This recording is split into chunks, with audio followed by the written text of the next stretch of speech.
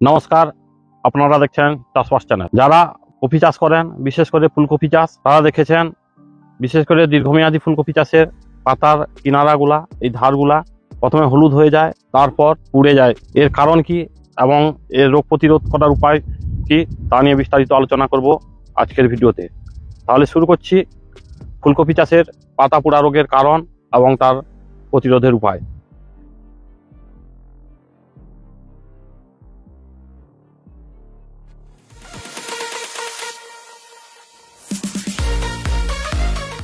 এই পাতা পোড়া রোগটা সাধারণত দেখা যায় ফুলকপি গাছে, বাঁধাকপি গাছে কিছু কিছু ক্ষেত্রে দেখা যায়, কিন্তু বাঁধাকপির পাতা মোটা হওয়ার জন্য এতটা সংক্রমণ করতে পারে না।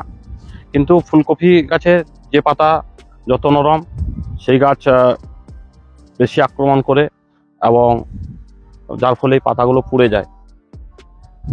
এর কারণ অনেকেই মনে করেন কি, অনেক চাষির সঙ্গে আমি আলোচনা করে দেখেছি, এই যে পাতাগুলো এরকম হয়ে যায়, এর সঠিক কারণ তারা জানেন না।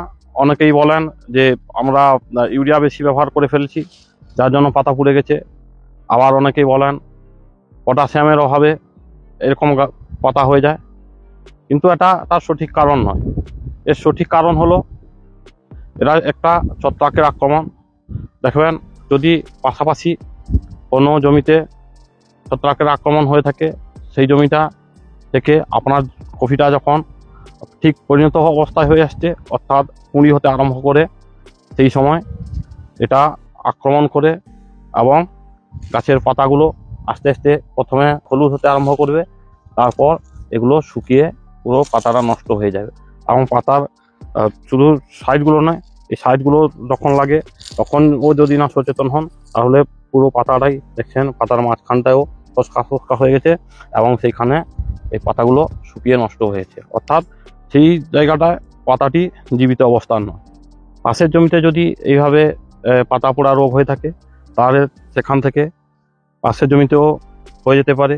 দেখছেন সেই গাছের পাতাগুলো যতটা পুড়ে গেছে, কিন্তু এগুলো সেরকম দেখাচ্ছে না। এটা আরম্ভ হয়েছে এই প্রথম অবস্থায়, এরকম পাতাটা একটু কালো, হলদে কালো হয়ে যায় এবং শেষ অবস্থায় এটা পুরো শুকিয়ে যায়।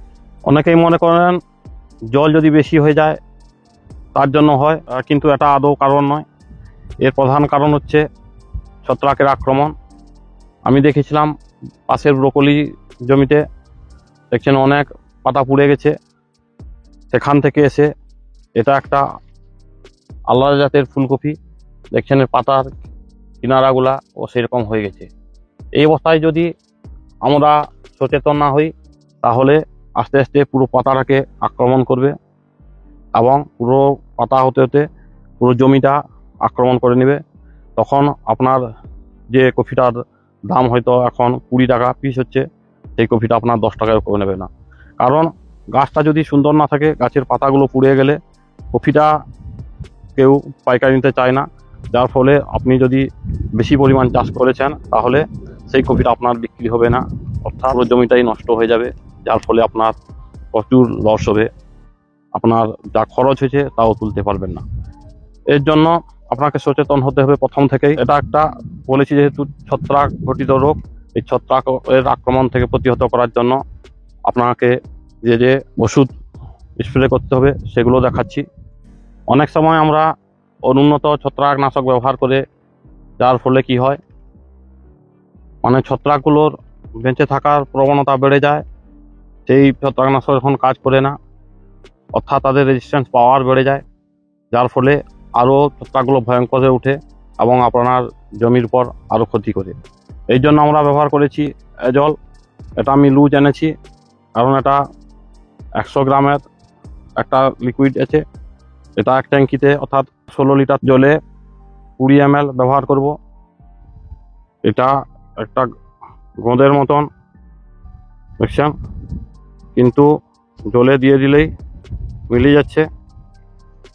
এটাকে আমরা জলের সঙ্গে ভালোভাবে মিক্স করে দেব, নাহলে যদি ডাইরেক্ট জলে ঢেলে দিই তাহলে মিশে যেতে পারে, এই বসে যেতে পারে। এর জন্য ভালো করে নাড়িয়ে দিতে হবে, তারপর ট্যাঙ্কিতে মিক্স করে দেব। এটা ছত্রাককে সরাসরি মেরে ফেলে না, ছত্রাকের দুর্বল করে ফেলে। যার ফলে কি হবে, ছত্রাকগুলো দুর্বল হয়ে গেলে অতি সহজেই তারা মরে যাবে। ছত্রাকগুলো ঠিক যখন দুর্বল হয়ে পড়বে সেই সময় ছত্রাকগুলোকে মেরে ফেলার চেষ্টা করতে হবে। তার জন্য আমরা ব্যবহার করছি মাস্টার। এটা টাটা প্রোডাক্টের মাল। এটা হচ্ছে সিস্টেম অ্যান্ড কন্ট্যাক্ট ফাঙ্গিসাইড। এর কম্পোজ হচ্ছে মেটানক্সিল এবং ম্যানকোজেব। দুই প্রকার ফাঙ্গিসাইড আছে যা একসঙ্গে কাজ করবে, যার ফলে ছত্রাক আর গাছের ক্ষতি করতে পারবে না। এটা আমরা ব্যবহার করব প্রতি লিটার জলে 3 মিলিগ্রাম করে, অর্থাৎ এক ট্যাঙ্কিতে 50 গ্রামের মতো ব্যবহার করব, যার ফলে এই সমস্যার সমাধান হবে। এটা আগে ব্যবহার করা হয়েছে 50 গ্রাম, তারপর 50 গ্রাম আছে। এটা আমরা জলে দিয়ে দেবো। কোনো পাত্রে প্রথমে কিছুটা জল নিয়ে তারপর নাড়িয়ে দিলে ভালো হয়, কিন্তু পাত্র আনতে ভুলে গেছি। এই জন্য আমরা ডাইরেক্ট ট্যাঙ্কিতে দিয়ে এর সাহায্যে এরকম ভালো করে নাড়িয়ে নেব, যাতে পাউডারটা মিক্স হয়ে যায়। এরপর জমিতে ব্যবহার করব।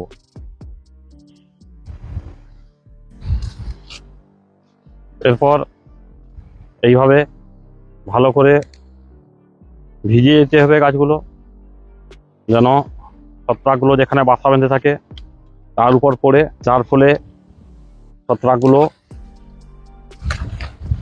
পুরো মারা যাবে এবং আপনার চাষের কোনো ক্ষতি হবে না। না হলে পাতাগুলো পুড়ে এমন হয়ে যায় কোনো পাইকাররা সেগুলো নিতে চায় না, আর এত কফি আপনি তো খুচরো বিক্রি করতে পারবেন না, যার ফলে আপনার প্রচুর লস হবে। এই লসের হাত থেকে রক্ষা পাওয়ার জন্য এগুলো অবশ্যই ব্যবহার করুন, আপনি অবশ্যই লাভবান হবেন। এক ট্যাঙ্কি দিতে মোটামুটি প্রায় 130 থেকে 150 টাকা খরচ হবে, আর এক ট্যাঙ্কি প্রায় 1000 গাছের মতো স্প্রে করা যেতে পারে। তাহলে 1000 কপির দাম কত তা আপনারা অবশ্যই ধারণা করেছেন, এবং এটা ব্যবহার না করলে কি পরিমাণ ক্ষতি হবে যারা চাষ করেন তারা অবশ্যই বোঝেন। তাহলে ভিডিওটি কেমন লাগলো কমেন্ট বক্সে অবশ্যই কমেন্ট করে জানাবেন। আপনার মতামত এবং কিছু জানার থাকলে অবশ্যই কমেন্ট করবেন। যদি ভালো লাগে লাইক ও শেয়ার করে চ্যানেলটিকে সাবস্ক্রাইব করে দেবেন এইরূপ পরবর্তী গুরুত্বপূর্ণ ভিডিও আপডেট পাওয়ার জন্য। ধন্যবাদ।